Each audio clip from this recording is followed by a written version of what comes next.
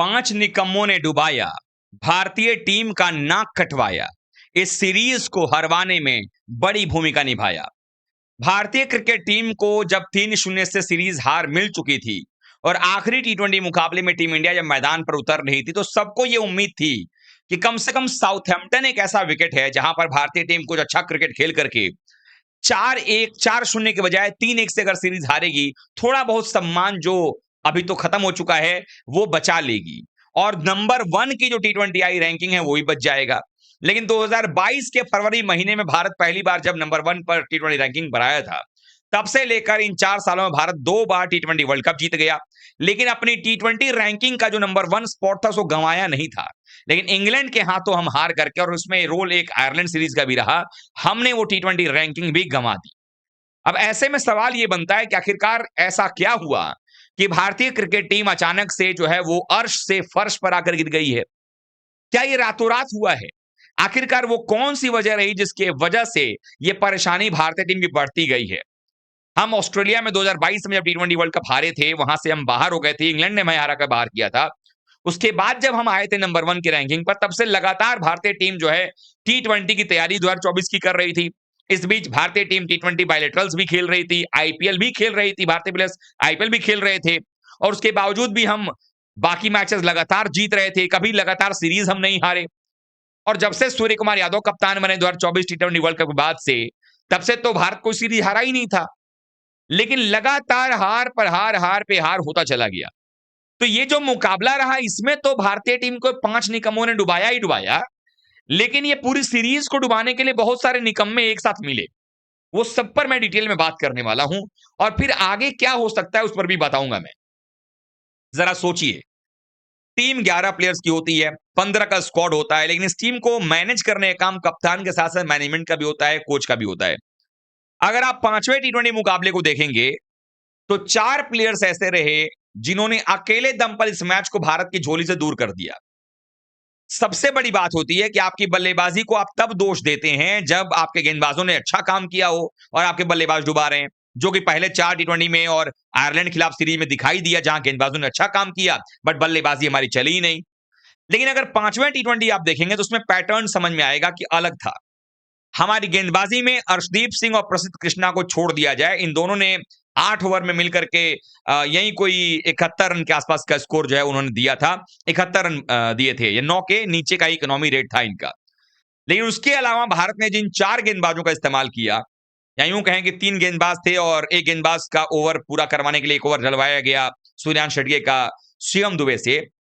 इन 4 गेंदबाजों ने जो 12 ओवर की गेंदबाजी की, उसमें 184 रन दिए। 184 रन, आप विश्वास नहीं करेंगे कि इतनी घटिया गेंदबाजी की गई है।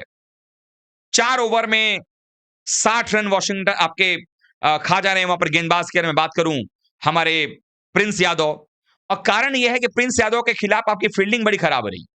हैरी ब्रूक बहुत जल्दी निपट गए थे, लेकिन आपने हैरी ब्रूक के खिलाफ भी देखा कि कैचेस उनके लगातार टपकाए गए। ईशान किशन भी कैच छोड़ रहे हैं, लगातार कैचेस छोड़े जा रहे हैं। प्रिंस यादव ने 4 ओवर में 60 रन दिए, 4 ओवर में 63 रन अक्षर पटेल ने दिए।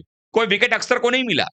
सिर्फ इन 2 गेंदबाजों को अगर आप जोड़ दें तो 8 ओवर में इन्होंने 123 रन खर्च कर दिए थे। बात आती है सूर्यांश शेडगे की। पहला ओवर बड़ा अच्छा जाता है, उसके अगले 2 ओवर में इतना मार खाते हैं कि 3 ओवर में 39 रन खा लेते हैं, और उनका बचा हुआ 1 ओवर शिवम दुबे करने आते हैं तो वो 1 ओवर में 22 रन खा लेते हैं। हालांकि 2 विकेट निकालते हैं, फिर भी 22 रन, यानी इनके 4 ओवर जोड़ दिए जाएं तो ये हो जाते हैं 61 रन।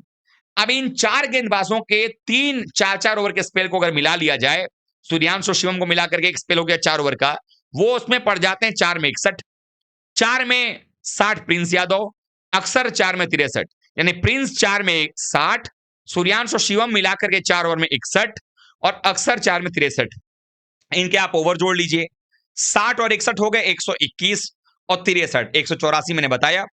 184 रन इन दोनों ने जुड़वा दिए, और 8 ओवर में 71 रन अर्शदीप और प्रसिद्ध कृष्णा ने दिए। जब आप एक गेंदबाज इतनी घटिया गेंदबाजी करें, ऊपर से फील्डिंग इतनी खराब हो जाए, जहां पर तिलक वर्मा कैच छोड़ रहे हैं, सूर्यांश शेडगे कैच छोड़ रहे हैं, शिवम दुबे ने शुरुआत किया था कैच छोड़ने का, ईशान ने कैच टपका दिया, तो वो जो टारगेट होता है वो इतना बड़ा आपसे इतना ज्यादा दूर चला जाता है कि उसको आप फिर अचीव नहीं कर सकते हैं। और बल्लेबाजों ने कोशिश भी की यहां पर अचीव करने की, लेकिन दिक्कत यह हो गई कि जब बल्लेबाज अचीव करने के लिए आए तो उस समय शुरुआत में संजू सैमसन आए, शुरुआत तेज किया उन्होंने, लग रहा था कि भाई भारत एकदम चेस के लिए जा रहा है। तब तक अभिषेक शर्मा की फिर वही पुरानी गलती, थोड़ा बहुत भी बाउंस ऊपर की तरफ आया और अपना विकेट फेंक कर चले गए। तो ये 5 नाम इस मैच के ऐसे हैं जिन्होंने इस मैच को डुबाया। लेकिन अगर आप ओवरऑल देखेंगे इस टीम के अंदर में तो आपको दिखाई देगा कि इस मैच में आने के बाद संजू को लाया गया। अब 3 मैच संजू सैमसन को क्यों बाहर किया गया था, इसका जवाब किसी के पास नहीं होगा। क्योंकि संजू सैमसन वो प्लेयर थे जो हम सब जानते हैं कि 2-3 मैच फेल होते हैं, लेकिन उसके बाद जब रन बनाते हैं तो लगातार बनाते हैं। और ये काम उन्होंने दिखाया भी। अगर आप इस मैच को भी देखेंगे तो यहां पर भी संजू सैमसन का बल्ला जो है वो चला है। संजू सैमसन ने 14 गेंदों में 27 बनाए थे, 14वीं गेंद पर आउट हो गए थे। और तब स्ट्राइक रेट जो था 193 का था, 3 चौका 2 छक्का था। और जब आउट होने से पहले 200 के ऊपर का स्ट्राइक रेट था उनका। मतलब संजू यहां पर भी ठीक खेल रहे थे। फिर भी संजू को 3 मैच क्यों बिठाया गया अगर उनको इस मैच में लाना ही था? और संजू को लाने के लिए आप फिर वैभव को बाहर कर दिए, तो फिर वैभव को बिठाने खिलाने का क्या मतलब था? और वैभव को अगर खिलाया और संजू को भी खिलाना चाहिए था, तो फिर तिलक वर्मा क्यों नहीं बाहर जा रहे थे? और तिलक को लगा कि अब कहीं इसके बाद टीम से जगह ना चली जाए, तो तिलक ने अपने लिए फिर से 50 बना दिया, जैसे आयरलैंड में उन्होंने सेकंड मैच में किया था 46 में 55। यहां पर भी 50 बना लिया, जैसे ही 50 पूरा हुआ आउट होकर पवेलियन चले गए। मतलब तिलक वर्मा को लगता है कि बस उनका काम है 50 बना देना, बात खत्म। तो इस तरीके के सूरत-ए-हाल में भारतीय टीम का बंटाधार होना तय था और इसके सबसे बड़े जिम्मेदार अगर कोई हैं, तो वह हैं कोच गौतम गंभीर, जिन्होंने हर मैच के अंदर में प्लेइंग 11 चेंज करवाया, बैटिंग ऑर्डर तक चेंज कर दिया। 3-3, 4-4 ऑलराउंडर को लेकर खेलने का जो प्लान रहा है गौतम गंभीर का, वो बुरी तरीके से फ्लॉप रहा है। यानी भले ही इस मैच में 5 ऐसे गुनहगार रहे, 5 ऐसे निकम्मे रहे जिन्होंने डुबाया है, लेकिन पूरे सीरीज को अगर आप ध्यान से देखेंगे ना, इवन आप आयरलैंड सीरीज भी जोड़ लिया जाए, तो गौतम गंभीर मेन कल्प्रिट आपको नजर आएंगे, जिनकी वजह से ये पूरी टीम का बंटाधार जो है होता नजर आ रहा है।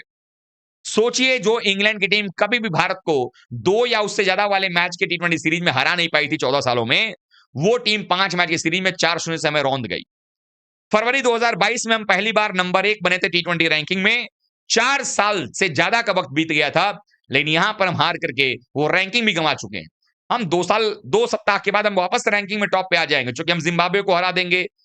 हो सकता है हम 3-0 से जिम्बाब्वे को हरा दें, थोड़ी बहुत सीख मिली है अब तो सीरीज से, तो वहां से वापस हम रैंकिंग पा लेंगे। लेकिन सवाल यही आता है ना कि ये जो आप 4 साल का जो एक बादशाहत आपका था, वो बीच में 2 सप्ताह के लिए गैप आ गया ना उसमें।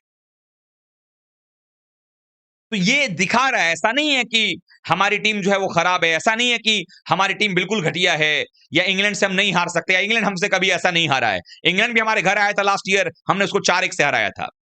लेकिन बात यह है कि हारने में भी एक तरीका होता है। आप मैच हारिए बट प्रोसेस सही रखिए ना। अपनी टीम का प्लेइंग 11 सही चुनिए, बैटिंग ऑर्डर सही रखिए, बॉलर्स सही रखिए, और तब अगर आप मैच हारेंगे तो फिर आप कुछ नहीं कर सकते, क्योंकि आपने सब कुछ प्रोसेस सही किया था। रिजल्ट आपके पक्ष में नहीं गया, किसी ना किसी को जीतना है। बट जब आप प्रोसेस ही खराब कर दोगे, जब आपकी टीम का जो एक मेन फॉर्मेट है अगर वही खराब हो जाएगा, तो फिर आप रिजल्ट कभी लेकर के नहीं आओगे। इसीलिए इन 5 निकम्मों के बारे में आप क्या कहना चाहेंगे? गौतम गंभीर के बारे में क्या राय है आपकी? वो जरूर लिखिएगा। वीडियो को लाइक कीजिए, शेयर कीजिए, चैनल सब्सक्राइब कर लीजिएगा, फॉलो भी कीजिएगा।